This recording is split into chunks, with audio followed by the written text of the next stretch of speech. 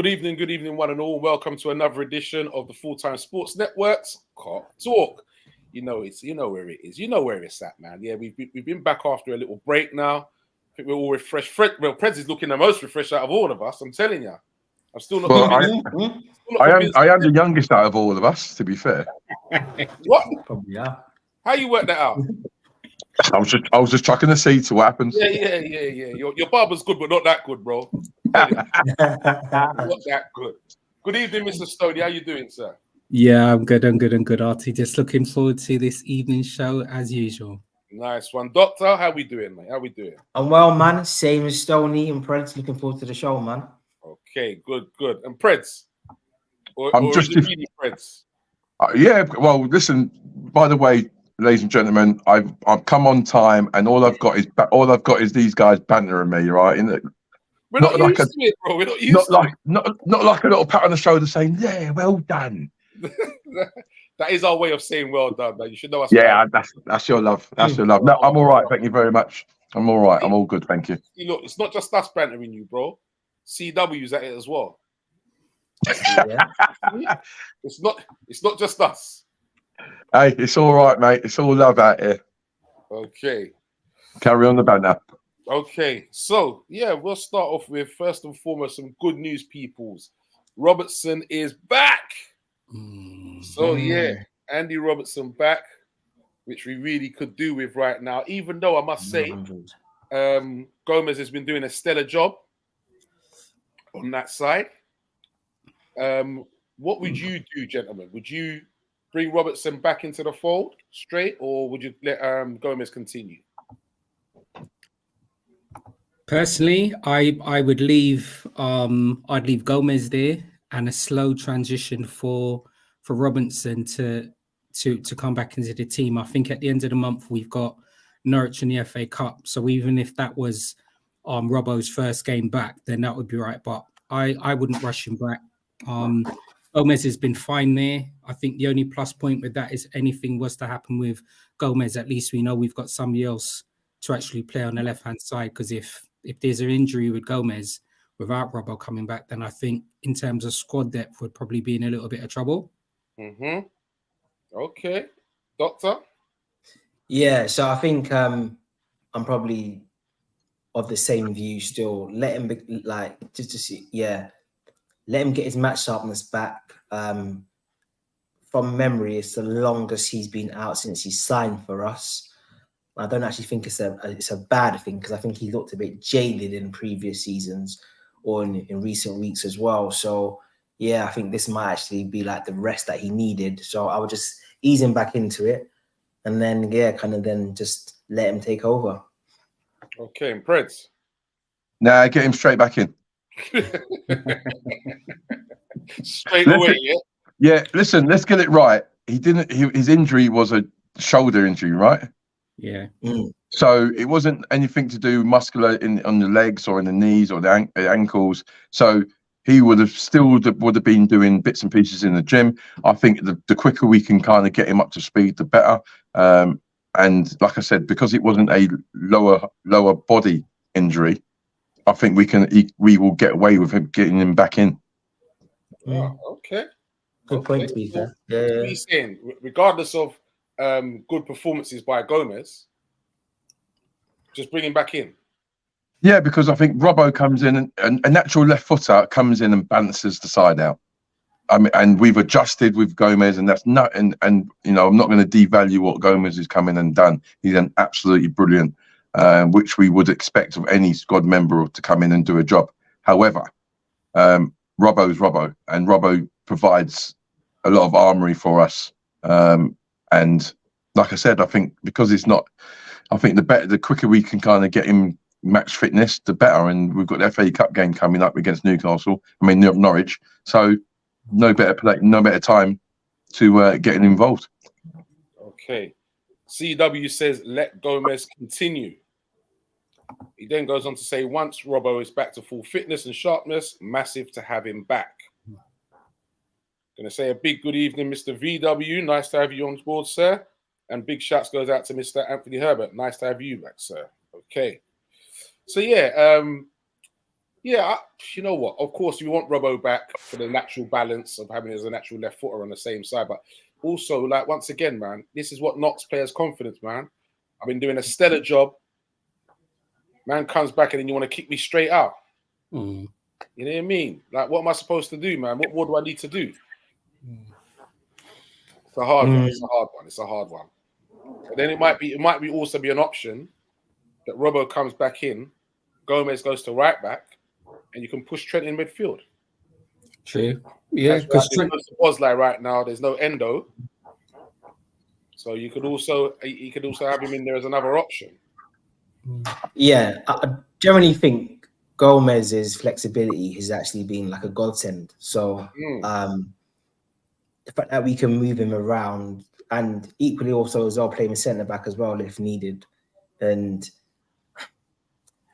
I probably would have been apprehensive about this shout before, but I also think he could do a job in the 6 as well, if I'm being honest. Like he obviously wouldn't have Gomez. Yeah, like obviously he wouldn't have the same ball progression as Endo or of course Matt 10, but just as somebody who can keep the ball moving and defensive work. Yeah, and he still is good on the ball. Obviously, he can't like his passing range isn't what theirs is, but I just generally think Gomez is a very talented footballer. And I think, you know, sometimes you've had someone like for so long, you almost don't appreciate their talent. I remember seeing a post that I think this week where Gomez said basically he was playing under 18s when he was 13. And then we signed him from Charlton at how old? 19, 20 when he signed for us? Yeah. And then he started basically straight away. Within 2 or 3 games, he's playing first team football for us. But I just think he's had these huge injuries that have just started his progress. But I generally think Gomez is probably like a wonder kid, really.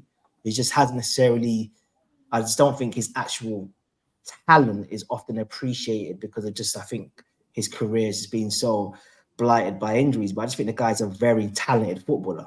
So I think he could just do like a number of roles for us. Oh, definitely. I definitely agree with that. CW goes, to be fair, there's a saying, if you are fit to make the bench, surely fit to start. That's what fans say. If this was Thiago, I would tend to warm the bench, but he'd probably get injured on the bench. Yeah. But apparently, like Thiago's hip's done, apparently. So, yeah, we might has to manage him through, man. Yeah. I was just going to say, like, I thought he was meant to be back soon. Apparently, it's his hip injury, man. But there is good news. Gerrard has extended his contract out in Saudi Arabia. So you know what that means, boy. Like, I need Gerrard just to, like, do a little transfer for Thiago just to, like, agree it now, just to get it done so he doesn't have to compete on a free transfer market. Just get it done now, and then we can go in the summer. Done. Yeah, go with our blessings, mate. I tell you. Yeah, mate. Sign Matip next season as well. Come on, Stevie G, boy. Because I tell you what, that money that we got for Hendo, Lord have mercy. Gerrard, big up. Oh, like that. CW says since Gomez and Sterling handbags, Gomez has progressed, but Sterling has gone downhill. Good point. It's a hard one. I think the project that Sterling's gone to at Chelsea is going to take a long while to materialize. I know he's had some slight injuries there as well since he's been at Chelsea, and in all fairness, they probably played him in every single position apart from goalkeeper and centre back since he's been at Chelsea. So I think that's a bit harsh there, but opinions are opinions. Question to everyone. I'm just thinking about this now. Thinking about how we performed against Arsenal in the FA Cup. If a team's got a dangerous winger, is Gomez more equipped to deal with them than, say, Robbo is? Because I tell you what, we were under the cosh against Arsenal, and despite them winning the tactical battle, Gomez absolutely shut down Saka in a way that I've not seen. I've not seen anyone like Saka would literally offer nothing. Done. Do you know another reason why? Do you know another reason why I think that worked so well for us? Was because Saka cuts inside. Gomez is naturally right-footed. See, but it's harder for Robbo because he's coming inside on his right foot. See, and I thought that's another reason why that works so well. Yeah, but I do take Preds' point. You need to have natural width in the team, and then I think kind of if your wingers aren't going to hold the touchline and hold it naturally, why they need a fullback to do something. So I can generally see why we actually need just a left footer in the team, but I just think Gomez 1v1 is just, I think he's levels, man. I just think he is. Stacker shut down, Martinelli shut down. Like I can't say that I've seen anyone actually roast him, other than actually I've been saying that. Who was it against Wolves? Neto. Yeah, that wasn't nice. That wasn't pretty, man. It wasn't pretty. Trust me. I think I'm just going to keep it real and say that Gomez is a centre half. He's played his best football for the club at centre half. Yes, he can do a job at right back. Now we can establish that he can fill in at left back. But ultimately, he's a centre half, and I should imagine he should be coming into his prime now in regards to being a big commanding centre half. He's had his injuries, which is impacted on that. But you got to remember, I mean, him and VVD were the starting centre halves when we won the title. Mm-hmm. Levels, big boy man. partnership, mate. Big boy.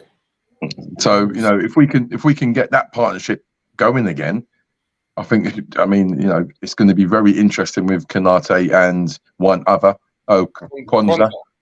Yeah, Kwanzaa as well. But yeah, I mean, I think with all these positional changes that Gomez has had, I think now would be, or very soon, would be an ideal time to get him back in the middle.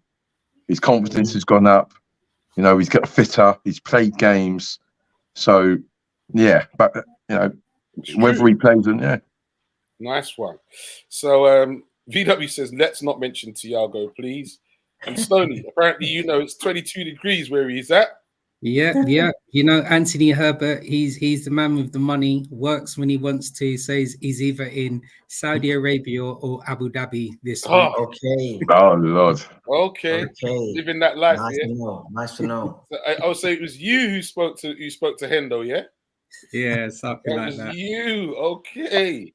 Poor Hendo. So Vinny says, to me, very few people have got the better of Robbo, to be fair. And he says, very few in the world. I'd say in previous seasons, yeah. But remember the Brighton game? What's his name there? Right winger? Adringa. Yeah. It was roasting Robbo. It was like roast. Like but that's few and far between. I mean, you could probably struggle on counting on one hand who's roasted Robbo. Agreed, historically, but I do think his performances did dip in the last. Yeah, do you know what? For me, it's not defensive performances. It was his going forward that had dipped.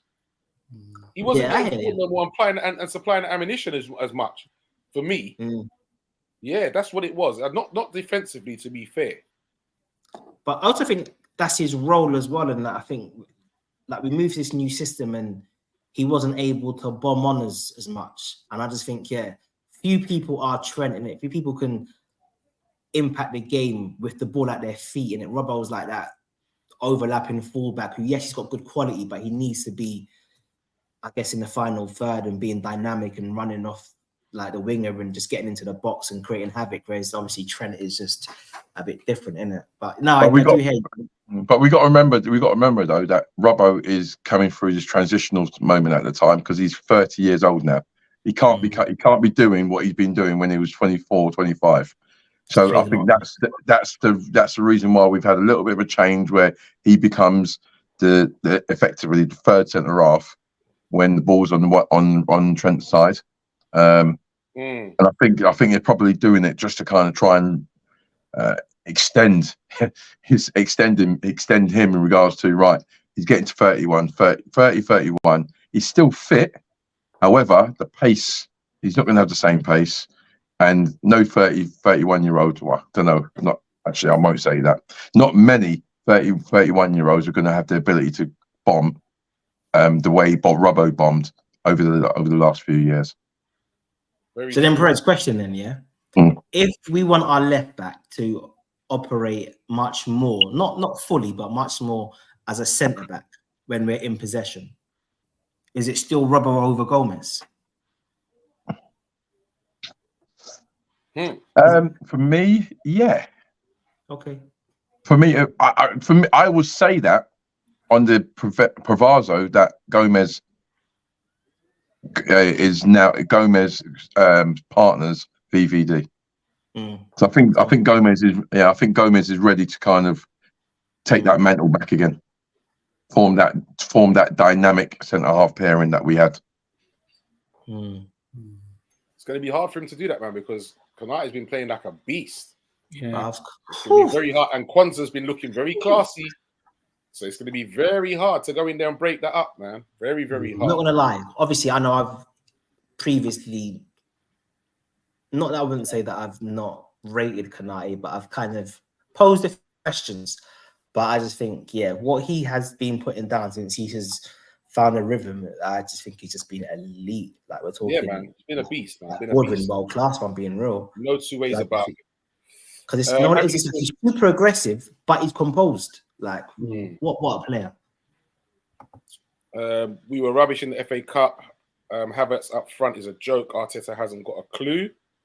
I thought that was tactical though in the FA Cup for me. I thought it was more tactical. I thought the players actually played well, which is, I think, tactically, like they got to us. Yeah, they did get to us first of all. But you know what? It wasn't as bad as what people are making out. They had a few chances in the first half that, yeah, they should have done a lot better with. But they had 18 shots. They only had 5 on target. And that's throughout the whole game. And this is it. And all of their chances came with them disrupting our build-up from the back. It weren't like we were in possession of the ball and they were just cutting us open. We were just like, their press killed us. But I feel their press killed us because of their tactical system. And then I just think once we changed it at half time and rating to clock for that, I think then the game changes like straight away. Once again, boss makes the good changes, mate. He has been. So today, earlier on, watching Egypt and Ghana, and just before half time, the Mo Salah goes down with a muscle injury. Looks like his hammy. So not sure how bad it is, but he was walking off not too bad anyway, but he was just shaking his head like there was no chance he was going to continue anyway. So Mo Salah might be out for a little spell, gents. Yeah, and if it's his hamstring, it could be up to 3 weeks as well. Yeah. I suppose we'll just have to watch this space, really, innit? Yeah, but you know what? We've been managing without him. And we just have to continue managing without him for now, because we plan to be without him until, the end of the month at least anyway. So, we just have to continue with that, and hopefully that gives him a little break as well. African Cup of Nations, is that another 2-3 weeks to go? Yeah, I think end of the month, isn't it? Yeah, end of February. If Egypt get through. No, not all the way to not end of February, surely. I think it's the start of February or middle of February. Just the start. Okay. The first week in February it finishes. Yeah. The issue is 3 teams qualified from the group stages, right? I think. Yeah. Because I think chances are he's going to qualify. Yeah, because I think the way that when we was looking at our schedule, I was thinking by the time we play Arsenal again on I think we're playing them in the 4th of Feb, I think it is. I was thinking that Salah would have been back by then anyway. And that would have been, before what's obviously happened today with his injury. But yeah, we'll watch his space and hopefully he'll be back and ready for that Arsenal game. I just think on Mo, there was about maybe 3 seasons ago when he had an ankle knot for us and we were kind of managing him in that. But I just think he's never, from what I can remember, had a muscular injury since he's come to the club, which is interesting. And I just think, bro, like I watched their first game and I was just like, right, like, buddy, and Mo's been to the barbers and Mo's got a trim finally. Yeah, man. Then 10 days later, the man's injured. Hence why, boy, Samson and Goliath. Listen, these Bible stories have got wisdom in it. Don't cut your hair. I've got to be honest. Before he went to the African Cup of Nations, I was ready to side tackle the guy because the penalty he took was atrocious. It was. Yeah. It was. But it's okay. It's okay. He come good in the end. Yeah. As always. But yeah, man, don't cut your hair, Mo, again, and please, like, allow it, innit? Just keep it your thing. Get him wrong, like, your fade looks smooth. Let the brother fix up, look sharp, man. What happened to you? Nah, Who cares about this truly Arsenal strength. all over us nonsense? Only stats I care about is the scoreboard. And shout out to Stoney, who predicted the 2-0 Liverpool. About time he was right. I must say, you know what? Stoney, it's after about nearly 3 years, bro. If Stoney was a betting man, he would be rocking this. I would. Trust me. He would have had to beg somebody for that money to put on that bet. And you know the joke is, right? I must have woke up in my sleep a couple of days afterwards. I must have woke up in my sleep, and the wife was like, "What's wrong?" And I'm like, "Oh my god, Stoney got a prediction right." Nightmares, you know. Imagine that. Stoney got one right. Well done, Stoney. I'll tell you. Well done. In other news as well, Hendo to Ajax. That's good. You know what? I tell you, I'm trying to think of quite a rational response to how I feel about this, right? and I think it's one of those things. There's lots of parts to this, right? So Hendo's obviously come to Liverpool, certain amount of money at Sunderland. After a few seasons, was probably deemed to go out on loan. He decided to stay, fight for his place, ended up being captain, ended up winning silverware. During pre-season, he's obviously decided to show his muscles, to show that he's fit. Got a move. We got a handsome amount of money for him. And this is considering as well, if we think about him and Fabinho, the level of performance that they were putting through at the end of the season, I think we would all have taken that money. So I think it's a win-win. Yeah, 100%. Liverpool have got money for it. We managed to drop the age range and profile of our midfielders. He's been able to go out there, made even more amount of money for himself and his family.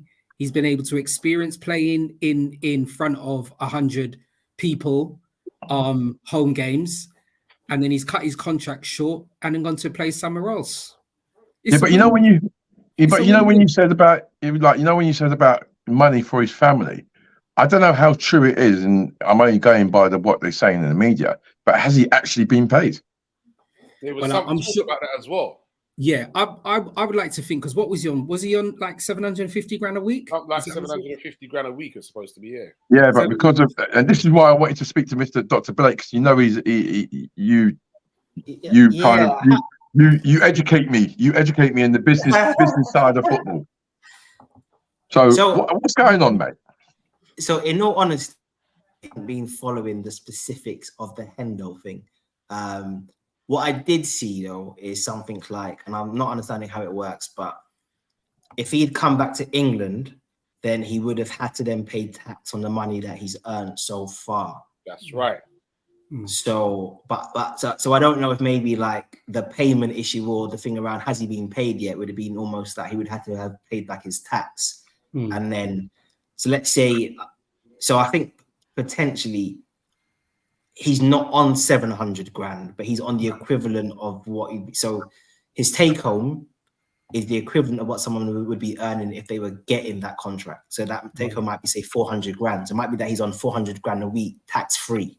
And then that's what he's getting, as opposed to it being 700 grand a week. So it could be more of that. So just to ensure that he gets his money, then he's gone to Ajax. And to be fair, he'd have to stay out there 2 years first before he could come back to England, and then he wouldn't have to pay the tax. Okay. 2 years first, yeah. I think so. That's what it is, yeah. But yeah, look, I guess my view would be, I think just like Stoney, I'm happy that his ego got on the better of him and he didn't want to stay. And I just think we are a better club for it. We've got, I think, in terms of the players that have replaced him, it was needed. Clearly, Klopp wasn't going to do it, so that's an interesting thing. But I just think we've got new leadership, and we've seen the way Trent's just grown, and so I just think, and Van Dijk's had his best season in a couple of years. So I just think sometimes like you needed that, like just like change is a good thing. So Hendo, I wish you were in Ajax. Go and set those standards, rude boy, that you're famous for. Teach them Dutchman how to play football, because that's what you do apparently. And yeah, like go Ajax and set those standards, bruv. Show that world-class shouting you've got. And yeah, I look forward to it, man. Like, and you know, it'll be interesting as well. I think I mean, we all know historically Ajax usually have young players. I think their free midfielders are at 19, 21, and 23 at the moment as well.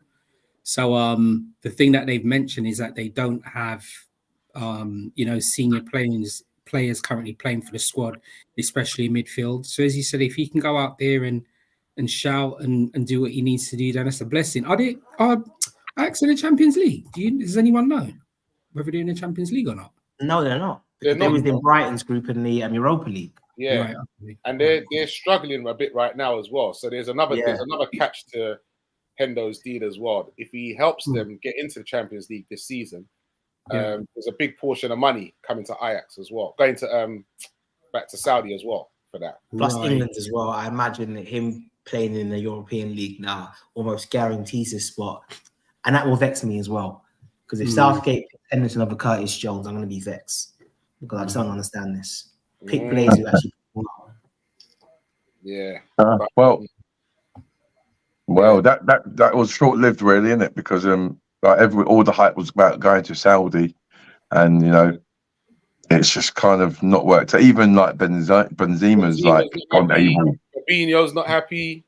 Yeah. But you went from playing in front of 50,000 to playing in front of like 700 and 900. Yeah. Okay. And there's no TV rights as well, so you're not getting broadcasted over that. It's like, come on, man. Yeah, and I think those guys were still at a point where they could still contribute to like the Champions League teams. They may not have been at their previous levels, but they're still of a high level. So I just think, yeah, it's that you know, like the MLS before, you kind of went there when you was done. Yeah. I think with this one, you've almost gone there for the money, whilst you've still got something to offer. So then is the money enough, or do you still want that kind of like competitive energy? So I think, yeah, Shadi's in an interesting place, but I'm just glad that Gerrard's got that 2-year extension. So Gerrard next season, you know what like you need to do, rude boy? Sign out Trimmings. And you know the other side of it, it's I don't know, I was thinking of it quite selfishly. In a way, it's probably good that this has happened to Jordan Henderson, it's happened to Fabinho and possibly Firmino as well, because them coming back and Saudi League not being what they probably thought it would be, that also means that it's probably likely that Salah ain't going nowhere either. Yeah. In my eyes. So for me, that's another plus point. Yes and no, because you know what? To be fair, we could get some good money for him, man. Yeah, you know, I don't even think finding somebody new. I don't even think it's a case about the money. I think with Salah, the reason why I mentioned that, I probably should have elaborated. I can still see Salah wanting to play football at a high level, a competitive level. And whether Saudi offers that or not, I'm not too sure. But in saying that, this is just an example. It's only a few of the Liverpool players that come back, because a lot of the Chelsea players are still out there.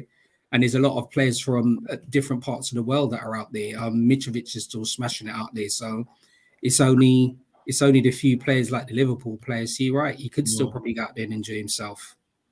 I think it depends on just where you are in your career. And I think certain men are happy just to know, you know what, I'm just going here for the money in it.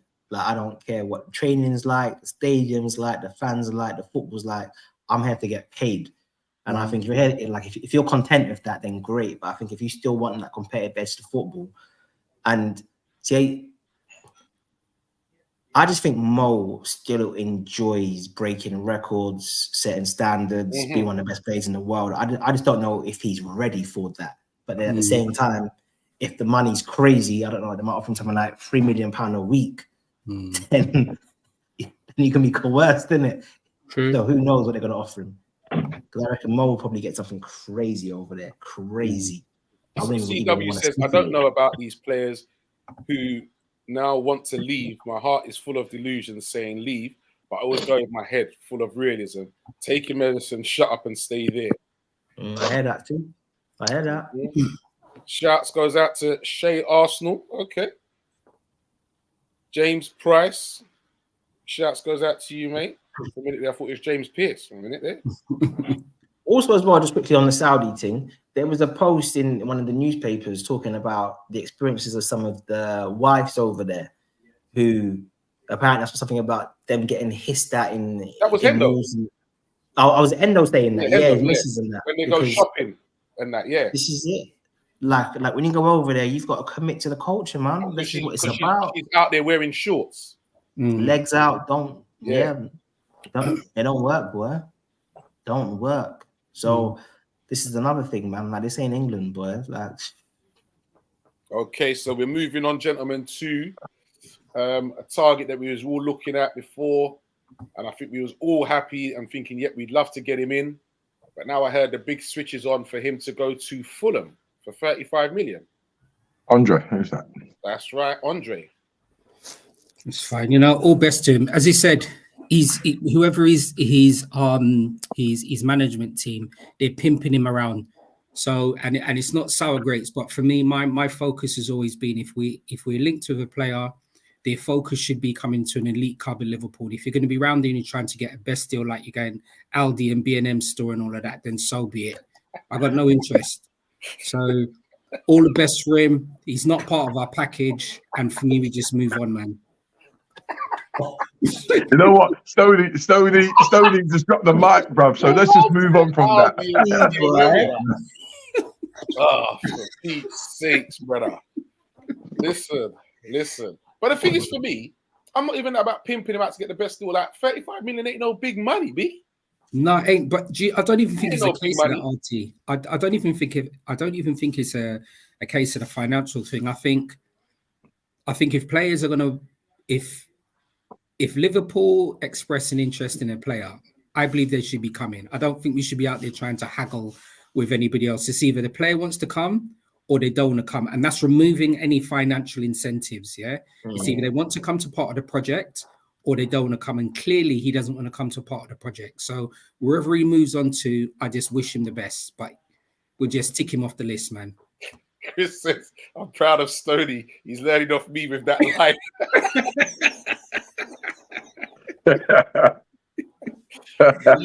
you Stoney. Yes.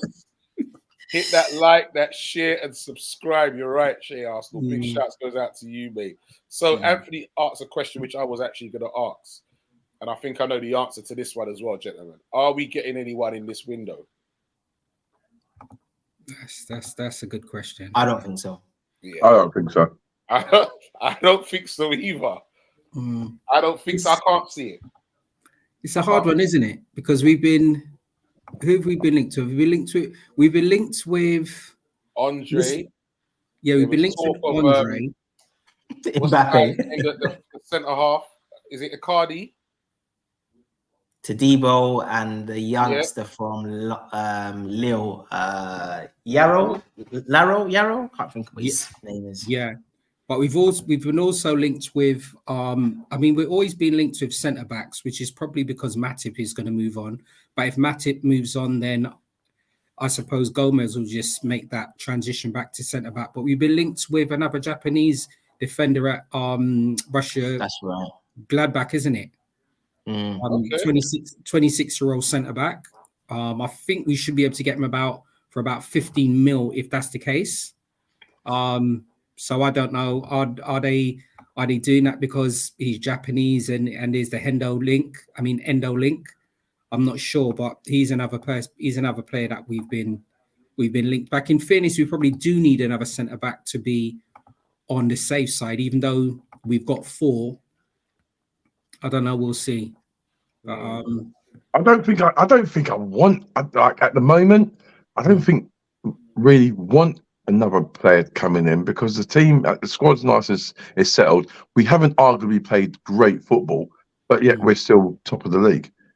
So something at the moment is going well, and I just think, is it a case of just getting a player for the sake of it, rather than actually, unless there is a definitive position that we actually do need.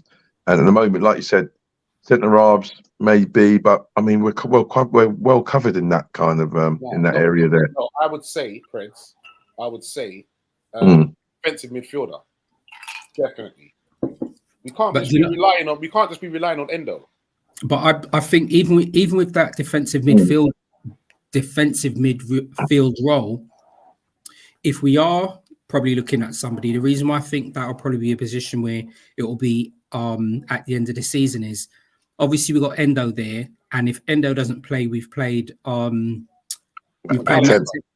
10 there, haven't we? Yeah, and but I'm saying I don't want square pegs in round holes. That's what I think they're going to do. That's what I'm talking about. I want a specialist player for his position. Yeah. Yeah, but at the moment, but the thing is, though, in midfield, if you think about it,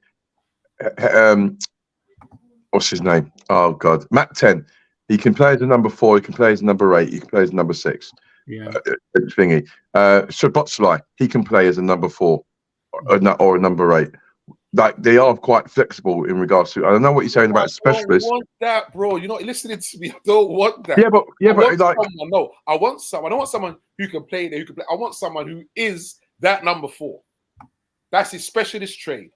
I'm not calling this. What you call it? This master of all trades to come around and do this thing in my yard. I'm calling the plumber to come and fix the pipes. I'm calling the electrician to come and do my electrics. I don't want this master of all trades. I want that guy. Yeah. I think it's one of those things. The only position I'd want is another DM. As much as any of the slow start now being good, still that position. I agree. But then if you get a DM now, then an Endo comes back, are we just gonna dismiss Endo or this specialist DM? Positions, bro. The specialist DM is either but like look how long it's taken. Yeah, but look how long it's taken Endo to actually get up to speed. Unless you're going to get a DM, a specialised DM who is in the Premiership and is used to the pace and the power and the strength of the Premiership.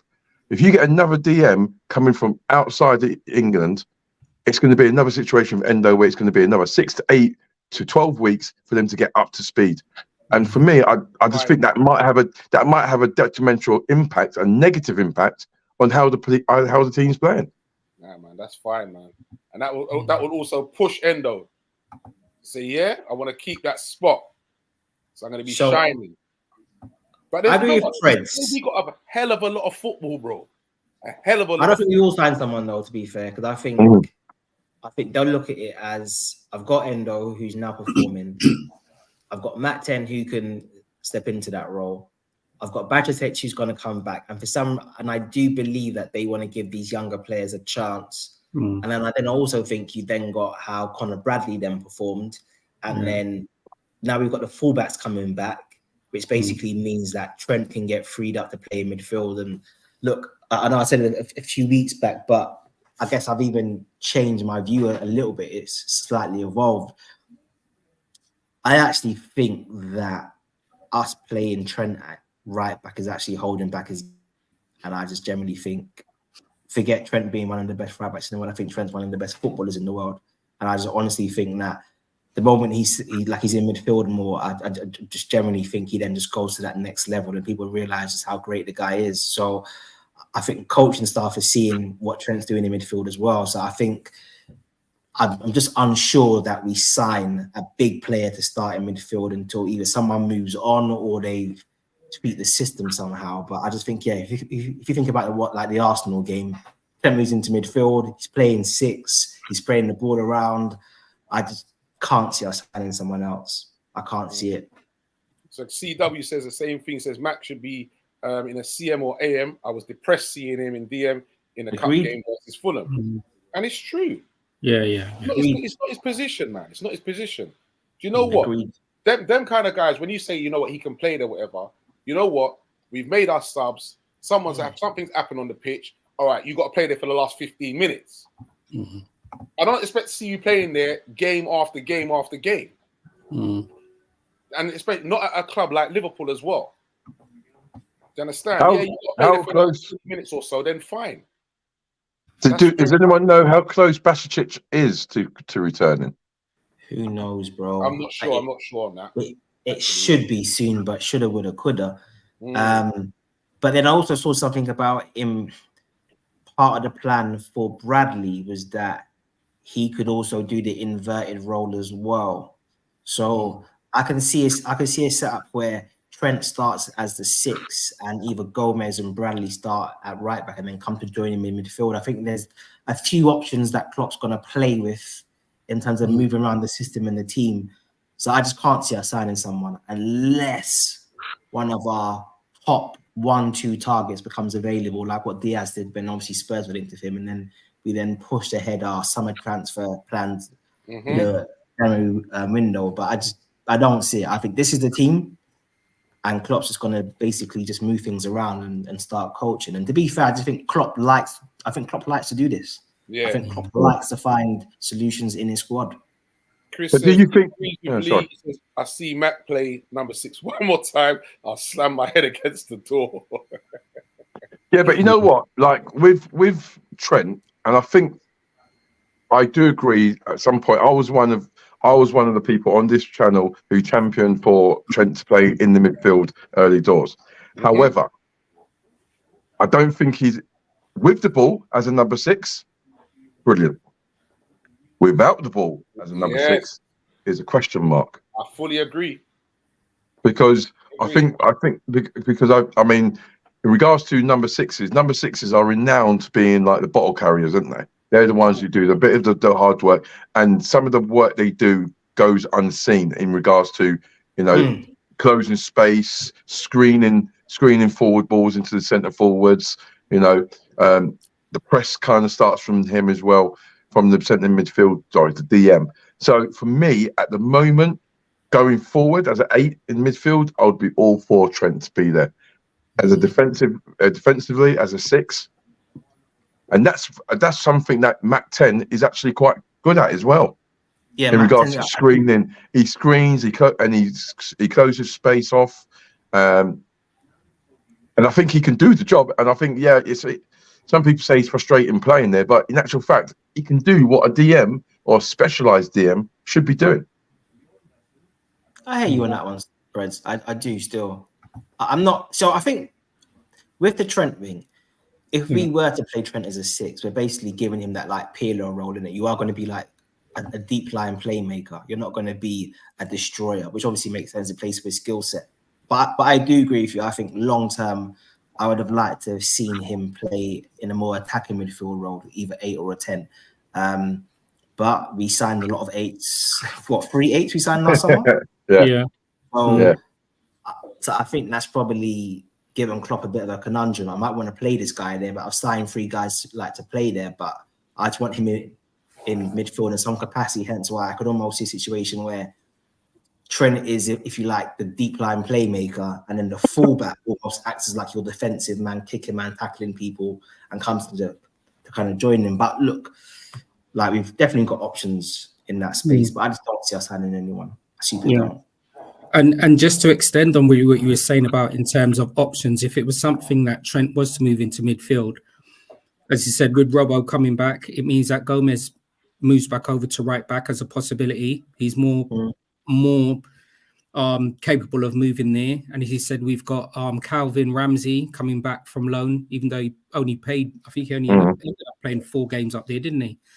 And then obviously we've got Connor Bradley there as well, can also play at right back. So I think what you said, Dr. Blake, probably just hits the nail on the head in terms of saying if Trent does move into midfield, we've got 3 options at the moment that are capable of actually playing at right back. And more so, it would also be a good opportunity for these players to be getting game time. And as we said, we've got Fulham coming back up. We've got Norwich coming up in the FA Cup as well. So, you know, there's minutes in his game time. We've got Chelsea coming up as well, haven't we? So yeah, there's more than enough opportunities for and also as well, players. I think Bradley, I'm not gonna lie, I can't say that I've historically thought he was a great talent. I thought he was decent, but he's a lot better than what I thought he was. And Connor Bradley. Yeah, bro. Yeah. And I just think against Fulham, even against Arsenal at times, you saw his ability with the ball. And he's almost, it's not like Trent, but he's almost got that profile of technique that like allows him to actually play football and to find passes and to join up the play. So he's good on the ball. He's athletic, he's dynamic. And I just think against Arsenal, Martinelli got shut down. Martinelli's one of the most dangerous wingers in the league. And he's shut him down. 1v1, go on then, bruv. Shut it down. So I just think he showed, okay, fair enough, I'm talking about 2 games there, but who knows what the guy can do, man. He's showing potential. Huge potential and different parts of his game as well. So maybe this is it. Maybe we don't even need to sign a right back because Bradley steps up, man. Yeah, well, that's what I'm thinking, man. Maybe we don't need to. Bradley steps up, man. I think so, man. I like it. You know what I like? Impressed. I like his first thoughts is defending first and foremost, and that's what I want. Then you can start working the other parts of your games, but defend first and foremost, mate. That's what you're there to do. Because real talk, Martinelli came on, roasted Trent. Fair enough, Trent got injured. But you know when like a winger's tails up, Martinelli thought he was the guy in it. He thought he was old school, I don't know, some bad man winger. Bradley comes on and shuts him down. Instant. It wasn't even like a gradual thing. Come on, it's like, okay, go on then, like the line's there. Go on.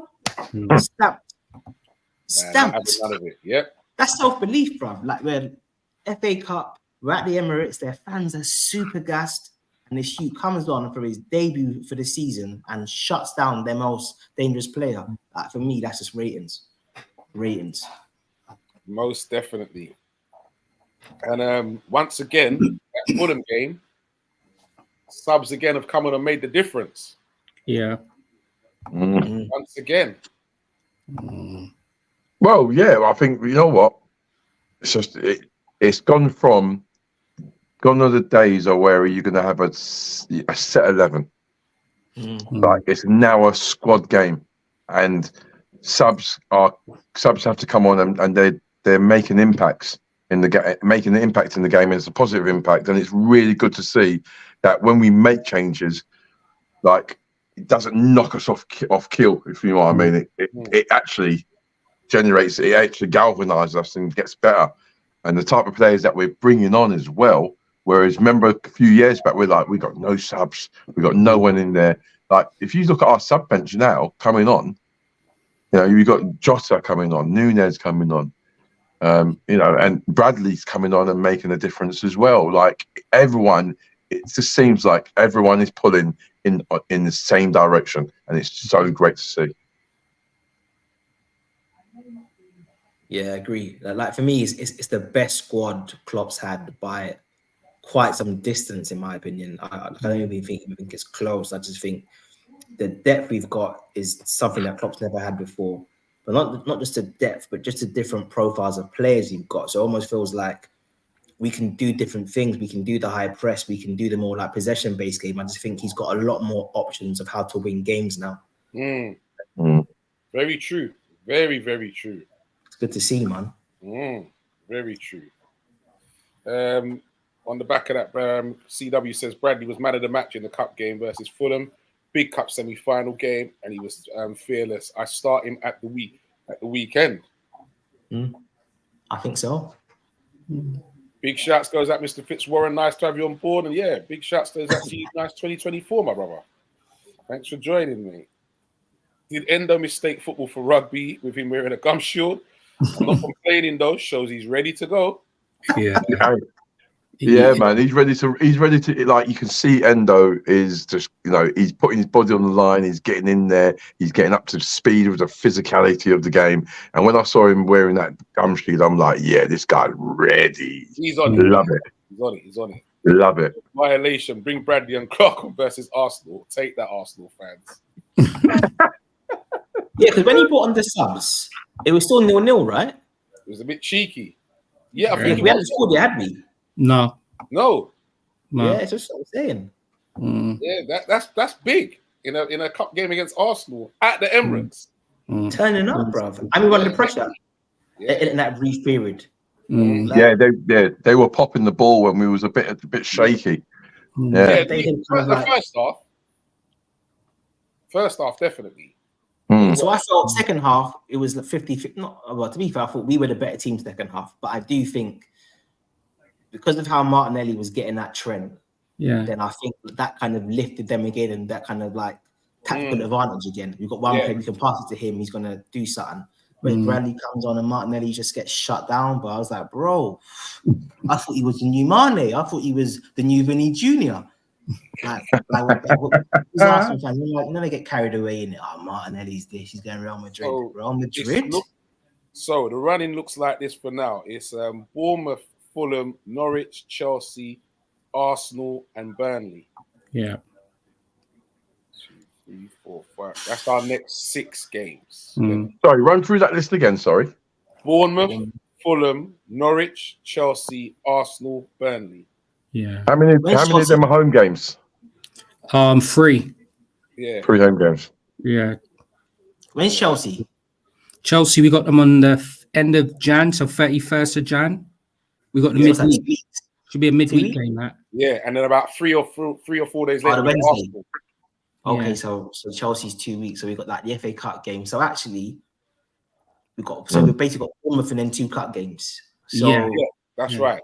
But the turnover is like we've got games near enough every 3 days. That's right.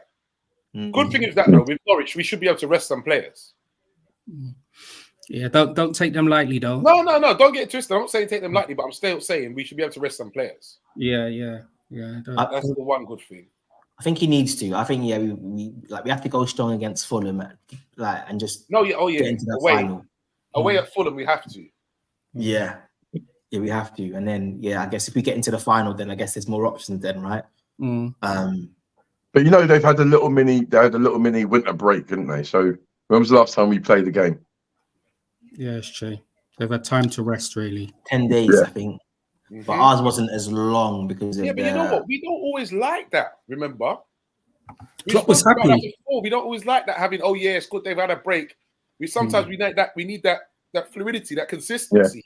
But but if you remember though, like we're playing midweek games, and then on a Saturday we're playing games at 12:30. Yeah, I think. You know what I mean? So and we're getting results though. Yeah. Results, and like you said, we've got that squad. But I do think we were looking a bit jaded, and I think the performances began to tail off a little bit. And I think that's because of our, I think the physical peak of the players. So I think the breaks come at a good time. But I guess it should have been 2 weeks, but ours has only been 10 days because of the Fulham game, right? The Fulham game was our last game, innit? So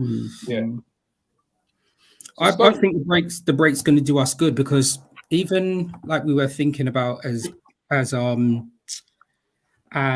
strong, like Dr. Blake was obviously speaking about how strong our squad is and the depth we've got. You forget in December how much games we just played so much games in. I know we weren't. It would have been the same for other teams, right? But December, I'm trying to think. I'm just going to flick back through. So we played on 3rd of December, 6th of December, 9th of December, 14th of December, 17th of December, 20th of December, 23rd and 26th. Bloody hell. 8 games in December. And those were nearly 2 or 3 days. 8 games in December.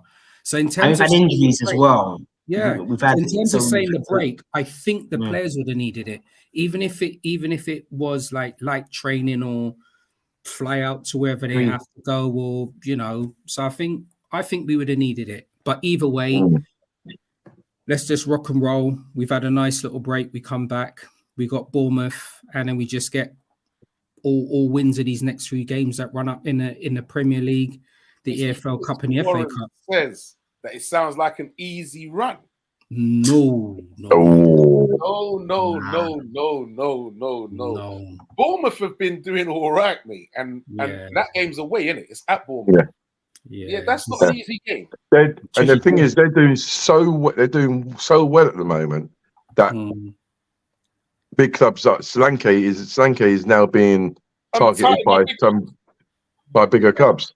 Yep. One good thing is though, what's that player's name that plays for them? He's now playing. He's at the African Cup of Nations days. We're playing with Ghana. Semenyo, yeah. Yes. Yeah. So they'll be missing him. That's one good thing. Yeah. But no, man, that's not going to be an easy game.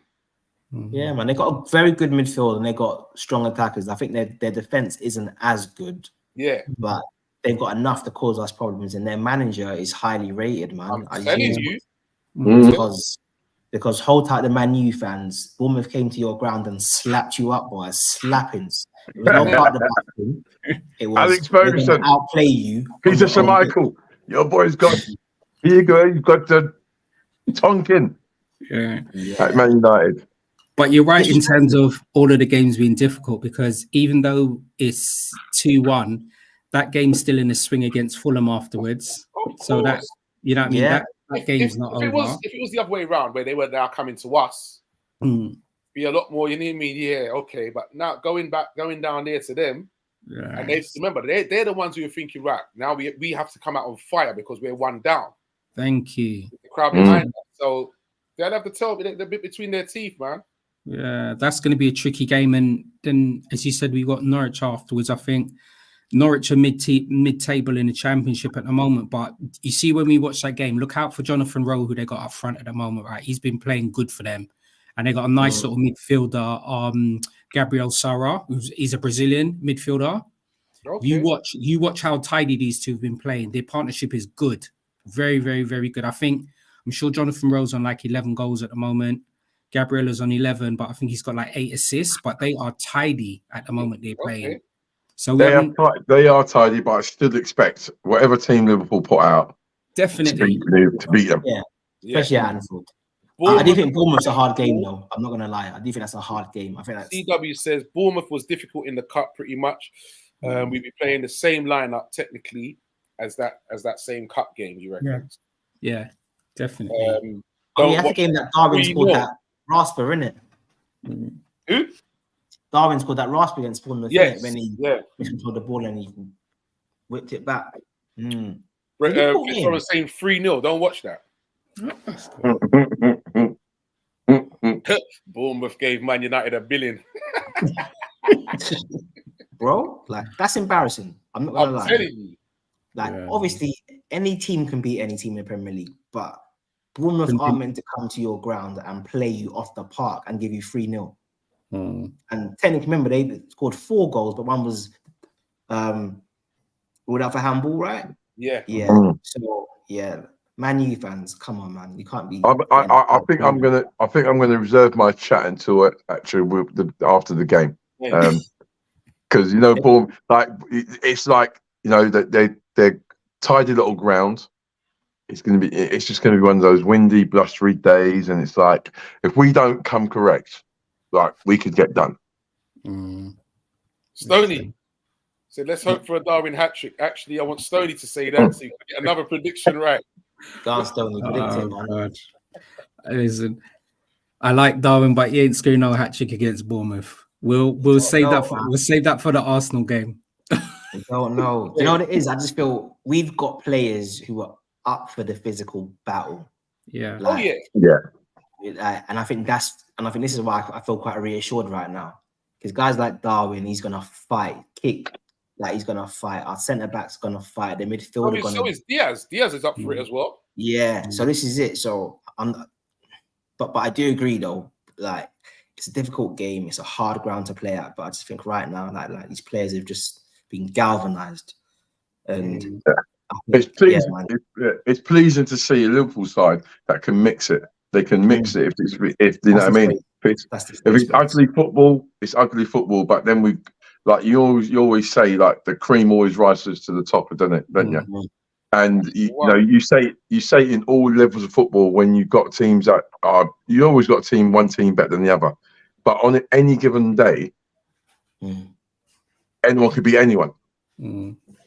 But it's just one of those that we actually are competing with those sides, with the sides that the difficult sides. We're competing with them, and then that spark of quality comes out, like Jota comes on and scores goals. Diaz is now starting to come back slowly but surely into that thingy. And he must have listened to the show a couple of weeks ago, Dr. Blake, because he won him. Yeah, I know. He stepped up, though. What was going on. Mm. So, He stepped gentlemen, up. further to that Fulham game, the news has come out now that Simon Hooper will be the ref. Months after making that blunder against us for Spurs.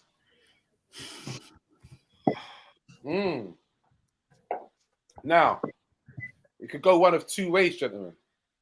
Do you think that he could be under pressure to be giving us decisions because of what happened? Or it could just be a fact of, you know what, stuff them. You know what, they've made all this noise about me, blah, blah, blah. I want them to go out. It could be the latter.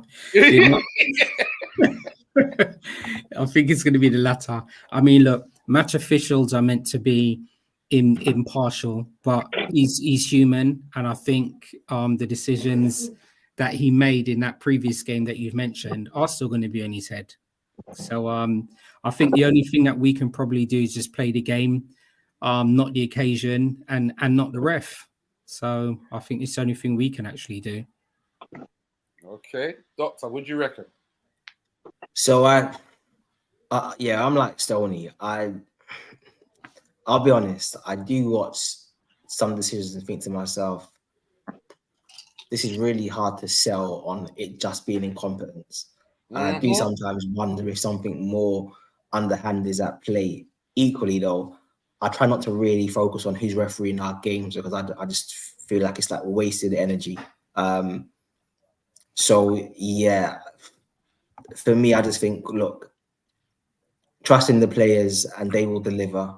And if the referee then plays a role in us not getting the 3 points, then we kind of make up noise. But I think before that, I tried to not really focus on it too much because, you start getting some bad mind thoughts, man. Start thinking about would you and all these kinds of things, and it's just it's pressure on my head, man. Pressure on my head. Fred, I saw your head go down straight away as I said that. Well, you know what? To be fair, with my history with referees this season, I'm going to keep a dignified silence because I'm not getting fined and a ban again for discussing referees. So, I'll leave it there. Yeah, Fred, you got a ban here. Yeah. Yeah. I've got a ban for giving my opinion about referees' performance, and I got a ban and a fine. So you know what? I'm going to leave it. Respectfully, gentlemen, I'm going to slide out of this conversation because I've got some. Because I've got. Yeah. You know what? Don't start me off. Yeah. Don't start me off, man. He said, Fitzwarren Brighton said he's a Spurs fan.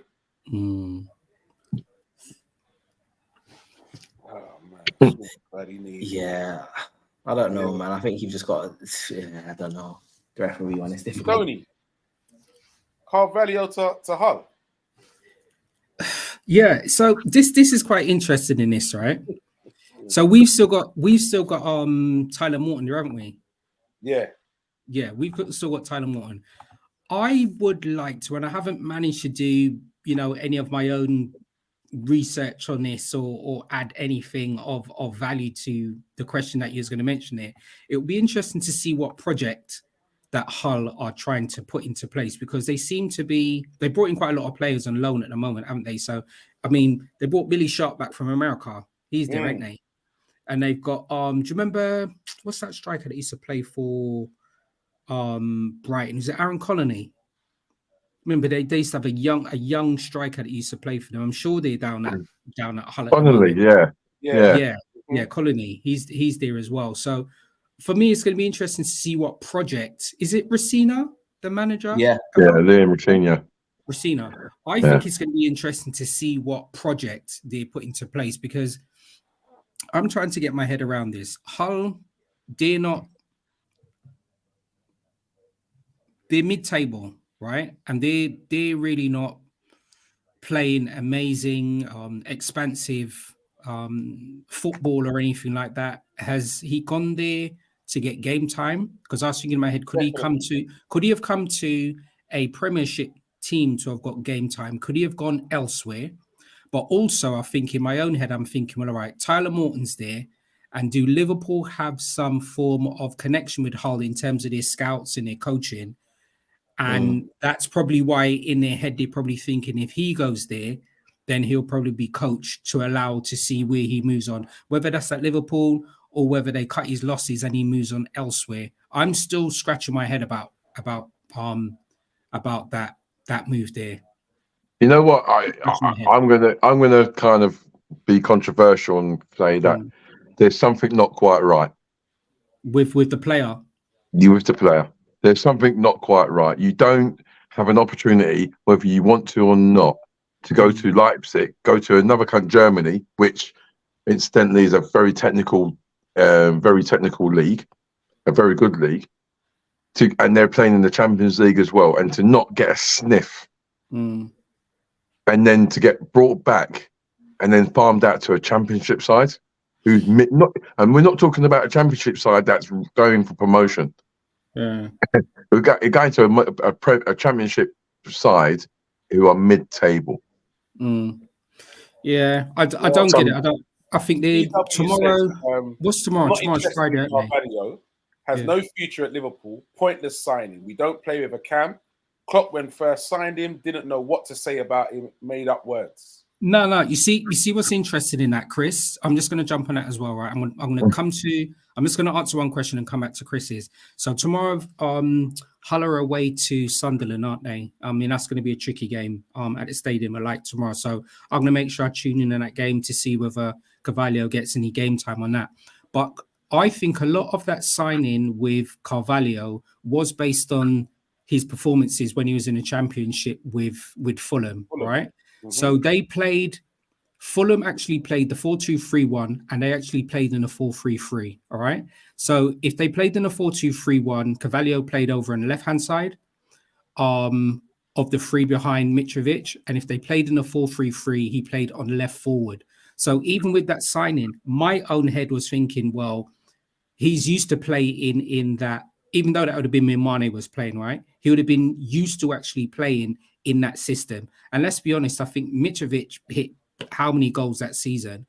Carvalho contributed, so I'm sure like 11 of Mitrovic's goals he contributed to. So he's obviously doing something quite well there during that Championship run with Fulham. Yes, massive transition between the Championship and Fulham, but I mean, and the Premiership, but also us actually getting him on a reasonable amount of money. I think we've mentioned before, I think it's about £60 million. That for me is good value of someone's also breaking into the under 21s. But you're right, something hasn't worked out, whether it's the player, whether it's how he's being coached or whether how he's being managed. It just hasn't worked out. But I've got hope. I've got a soft spot for this player. Will rip it up in the Championship like he did at Fulham. Championship is his level. Carvalho attitude is poor as a church mouse. And then Fitzwarren goes on to say the same thing as well, attitude problem. Okay. Yeah, see, I don't know sometimes. I think sometimes players can get an unfair rap. I do take Chris Welch's point about Carvalho, because I think there's the position that you play on the pitch, but then there's the role you've got on the pitch. So yeah, I think in theory, he is what we would call an old school attacking midfielder, like second strike, however you want to kind of view that. And I think, yeah, he's very good at getting into the box and scoring goals. He's good in tight spaces, he's got a burst of pace. So then the question was, could he fit into our system? And potentially it was a case of Klopp looked at him, thought, actually, you've got talent, but you're just not quite like the right pick. And I just think our recruitment structure is almost been to find the Jadon Sancho before they become the Jadon Sancho. Hence, you've gone for the Harvey Elliott's, the Carvalho's, the kid that we signed from Derby. What's his name again? Left-footed right winger. What's his name? Who's injured for a couple of years? What's his name? That's a couple of years. Yeah, well, not a couple of years. It was like 14 months. Huh? Is it not Dyke? Not the Scottish lad, is it? The English shoot. Plays on the right side, left-footed. Is it Caden or not Caden? What his name again? The mixed race. Cade was seen as like, I think, the best 16-year-old in the country when we signed him. Huge potential. So I just feel we're going for these types of players. Cheers, Chris. Yeah, there you go. There you go. I just think sometimes it's going to work out and sometimes it's not. The Leipzig move I always felt was strange simply because, yes, they play with number 10s, but their number 10s are top level and they're better than them. So you're not going to go there and start games. Like, you're not better than Xavi Simons, one of the best young players in the world. You're not better than that Spanish youth, I think, and Dani Olmo. So I thought it was a strange move, but Rosenior spoke this week about him and spoke about him in glowing terms, spoke about how excited he is and his humility, something like he couldn't make the match day squad. So he was like tidying up the coach for.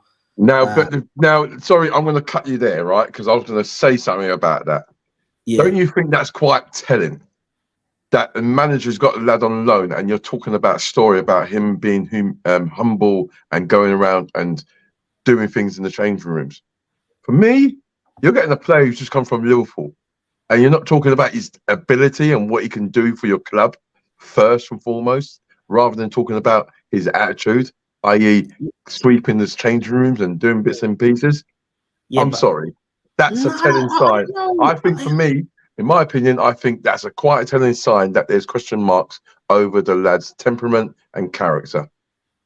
Oh, yeah. So I can see that, like, Rosenior was saying that to big him up, but I think it's a given that at that level, he is a technically superb player. So he's just focusing on, I guess, the kind of things that he wasn't expecting. So, look, for me, I don't know if he's got a bad attitude or not. I just think sometimes players, you get like a reputation and then it sticks. But I just think he's a young player, and Hull are 6 points away from 5th place, 1 point away from 6th. Sorry, 5 points away from 5th place, 1 point away from 6th. So if Carvalho bangs, they can make the playoff. So I just think, look, he may never be good enough to be a starter for Liverpool. I don't think Elliott at present is good enough to be a starter for Liverpool, but he could have a squad role, or we could just move him on and make a profit. So I just think, like, just be open-minded to the move and what he can do. But I just think, sometimes we give players an unnecessary rep, man. Gosh, Henderson went to Saudi Arabia because Klopp told him that he wasn't going to be starting minutes. Has he now got a bad attitude? I just feel like can't just pick and choose these narratives, man. Interesting. I must say I was a bit like Stoney as well. I was quite excited when this youngster was coming to us. Same. I'd watched quite a few of his games playing for Fulham, and he was very, very exciting prospect. It's just not worked out for whatever reason it is. It's just not worked out, man. So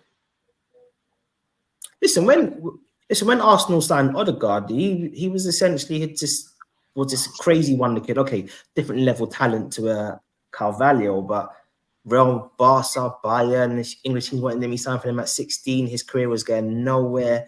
I think he went to a Spanish team on loan, did okay. He came to Arsenal on loan. They signed him for £30 million.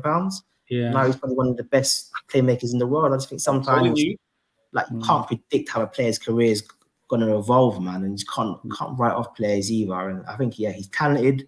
He might not be good enough for us, but I just don't think we can say with certainty that he's a bad apple or he's not gonna make it, man. I just think like careers are up and down. It's definitely. I'm sure he'll use it definitely as a learning curve. But listen, end of the day, not trying to be funny, but like he's not in the Liverpool side at the moment for a reason. He's going out on loan. Let him go on his journey. Let him go and get game time and improve his experience in football. And you never know. Come next summer, he comes in. He has good pre-season. He could be starting. That's how football is. Yeah, this is it. I guess my best hope would be he goes on loan. Absolutely smashes it. Hull get promoted, and they gave us £35 million for him. Job done. Profit, move on. This is it. Ruthless. This is it, bro. I just don't think players need to stay at teams like for a long time. Just take that money and get something else. Yeah, like once we make money on him, then like it's a good investment. Chris says I was the minority that questioned Carvalho's signing from the start, and I was surprised we signed him personally. I was as well, to be fair. Fitzroy says the boy is a rotten apple. No mincing the words then there, eh? To be fair, as I said, I do have a good brethren. I won't name him who met Carvalho. And when he asked him about what's going on at Liverpool, he did say F Klopp to the man still. So I was a bit, Yeah, I was I like, know whoa. what you're talking about. Doctor. Yeah. I know what you're talking about. Yeah. Yeah, he's like the man with chest, F Klopp. So yeah, I get it, man. You can't go out and fuck my F Klopp. Yeah, sorry, I man. agree. You can't F my manager. What happened to you? Yeah, but Blood no, and he's hellfire. obviously done that for a reason, isn't it? Yeah, he's got. If they, well, look, I'm sure it will all come out at some point, you know. And but he's got a job to do, and he's got to do it in Hull. To be honest, Klopp Klopp always spoke about him being a good trainer, right? I'm not wrong in saying that, am I? Klopp spoke about him working hard in training and the rest of it. So I just guess, yeah, like if you're you and you've been signed and you're working hard in training, then why am I not getting played? Like, why sign me? I get that. I would like him to be more humble with it and to be a bit more patient. But I just think, yeah, we make a profit on him, and that's the way forward, man. We can use that to sign Mbappe. Listen, that money that we get for Cavalier ain't buying Mbappe's laces. We'll be in trouble, man. Listen, man, we get £30 million for Mbappe. Rumors are Mbappe to go to Real and Vinicius to go to Man United. Oh, I don't Vinicius like that. ain't going Man United. I don't like that. Yeah, I don't like that. Yeah, there's no way Vinicius is going Man United. I don't like that at all. I tell you, I am so comforted with that story. It's unbelievable because I know that ain't happening. So that's fine. I hope it's bloody doesn't. Mate, that'll be for Vinicius Jr. That'll be a career killer. I'm telling you, 100%. Telling you, why would you want to go there now, especially with their state of affairs? Like, no way, boy. But yeah, Real have got form for that, selling important players. They did a similar thing with Makelele, right? So they could get Beckham with it. Yeah, that's right. They sold Makelele to Chelsea and then sell money like for Beckham, and that was just a ridiculous move to make. Teams went backwards straight away. So it's possible. I don't see it, to be honest. I wouldn't mind Vinicius in a Liverpool top. I gotta be honest. Take him straight away, bro. All day long. All day Instantly. long. All day Instantly. I think he's the best left winger in the world. Personally, I think he's different gravy, man. Like, yeah. Vinicius is not leaving Real Madrid for now. Absolutely. Chris says, where's Lee got them sources from? A bloody Heinz ketchup bottle. Vinicius, Man United, retract that. Whoever said that, disrespectful to Vinicius. I don't know, Stoney, and that like a few more monkey calls from them Spanish man to my man. You might say I'm done in it. Like, I've had enough. But you know the other side is Charisma's at Man United, and he will say to Vinicius, the club, listen, even the fans getting wet sitting in the stadium. You pay your big heart steering money to go there, and you're sitting in a stadium with a crumbling roof. Vinny ain't going there. He's not bringing his family there. Nothing. Sorry, Stoney. What player? Charisma. Vinicius Junior. No, did you say Charisma? What's his name? That midfielder. Casemiro. I knew you meant same thing, man. I know you meant. Same I'm thing, like, man. what Man United players Charisma? I heard that, but they would have called him out. But you see, Brent's Ruthless, isn't it? Ruthless. All because we called him out for being early, getting his own back. I heard that as well, and I was thinking, I said, oh, he must be talking about Casemiro. Yeah, but listen, the thing is now, Man United they got money now. They've got mad investment again. So that's why they'll be looking to do that. And you know what the source said as well? They said 130 mil. Yeah, it's about right. What, for Vinicius? Man United ain't got that money though. Yeah, no way, bro. 130 mil for Vinicius? No way. Too much? Yeah, but he's got to make a marquee signing to kind of, you know what I mean, and whether he'd be able to 130 million. I think that's peanuts for him, mate. It is peanuts, but look, think of it this way as well. I'm not saying that this is an issue, and I'm not comparing these two players, right? Man United spend minimum 130 million on Vinicius Jr. Rashford leaves Man United because Vinny's coming in where Rashford plays. Rashford goes PSG. I can see it. And he's going to go for a similar kind of figure. Rashford, 130 million? He'll probably go for about 100. What, you think they're going to sell him on the cheap? Oh, that's disgusting. Think about it. You know they're not going to sell him on the cheap. No way. No way. No. But Rashford... They should, but you know it's not going to happen. That's disgusting. Rashford, if he doesn't score more than 11 goals a season. To be fair, Rashford's still got £60 million. I guarantee you they'll be looking at about 80 to 90 million for it. I guarantee you. I just don't think there's a market for Rashford. He's still technically young, you know. But he don't score goals, though. PSG, I think I could see the PSG move. I could see that. There's no market, like Dr. Clark said. I don't see a market for Rashford. Like, I think he's listen. All hats off to him for what he done outside of football in regards to underprivileged children and stuff like that. Big up to him, brilliant. In regards to as a footballer, I just think he's just another UK footballer who England have built him up to build this, the English version of Mbappe. Mate, he can't lace Mbappe's boots. Mbappe? Mbappe? Who the hell is Mbappe, Black? Mbappe?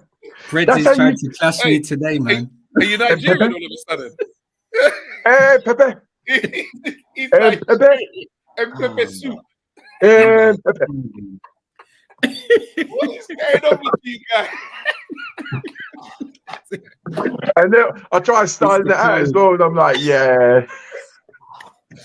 Yo, doctor had to take a break. You see what you done? Oh, goodness gracious. That's an Mbappe soup, you know. You know what? Half of my eye's been taken because I nearly burned up my food. So, yeah, that geezer there. Chris said maybe Man United maybe put Vinicius Jr. a wish, but they will end up with Vinicius from Fulham. That is so true. So true. Yeah, I don't see it, but I do take Fitzrobin's point though about us needing to start a whole like a top DM to win the league. I can't think of a team that has won the Premier League and hasn't had a elite DM. What I would say though is, whilst I don't think he is elite, I do think like Endo was playing at a very high level, and so yeah, who knows? Maybe he would be good enough because listen, I think his performances have been like super strong. I can't lie. He's come from nowhere, not nowhere, but he was underwhelming, and then he became like really important. So yeah, we'll see. No one went talking about him. No one went talking about him at all, and that signing came completely out of the blue. Yeah, you know what I mean. So yeah, well done, Klopp. Again, man, well done. We'll see. But gentlemen, so all right, predictions. Bournemouth and Fulham predictions. I need. Hold on, shall we?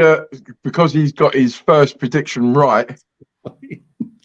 Agreed. Shall we allow Stoney to step forward? Go on, Stoney. And continue that run. Go on, Mystic Stoney. Okay. What's gonna happen? It's going to be 3-1 victory to Liverpool against Bournemouth. Okay, and Fulham. I think it's going to be the same result. 2-1 to Liverpool. 2-1 to Liverpool. 2-1 again. Yeah, 2-1 again. Okay. All right. Noted. I'm writing these down this time, man. So Stoney says 3-1. Yeah. Against Bournemouth. Yeah. And he says 2-1 against Fulham. Yeah. All right. Doctor. Yeah, do you know what? I'm going to copy a man's thing in now because I've got the exact same thing. I can't lie. Both of them? Yeah, I got 3-1 and 2-1. Okay. I can't lie. Yeah. I think the man's making a lot of sense. Preds. I'm going to flip it. I think we're going to go 3-1 against Bournemouth, 2-1 against Fulham. Huh? That's what the man said.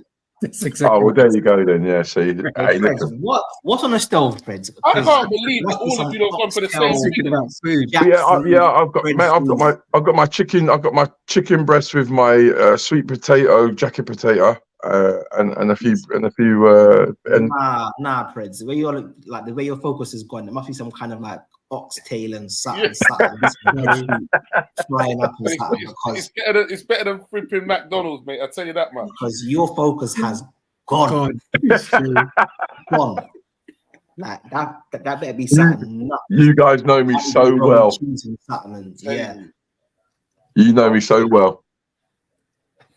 Let's just quickly wrap this up now. Anthony Herbert says 2-2 Liverpool Bournemouth. Chris says 2-1 Liverpool Bournemouth and 1-1 Fulham Liverpool. Anthony Herbert says 2-0 to Liverpool against Fulham. We will get a last-minute winner at Bournemouth. I don't need that, man. Listen, don't need that. In here as it is, I don't need that, man. Trust me. Seriously, I can't afford to lose any more, bro. Seriously, real talk. I think Bournemouth's going to be a tough game, man. No, yeah. It will be. 100%, I agree. 100%. 100%. Stoney, my brother, thank you very much. Thank you very much. It was definitely good to be back. So thanks everybody else for tuning in this week. Don't forget to like, share, and subscribe. And we look forward to seeing you guys all in the comments next week, Thursday at 10 p.m. Definitely. Doctor. Same as what Stoney said, man. Let's get the 3 points and let's stay top of the league. All right. Preds. I'm blessed to be on the show that we actually got to celebrate Stoney getting a prediction right. Listen, take care, everybody, and up the Reds. Come on, boys.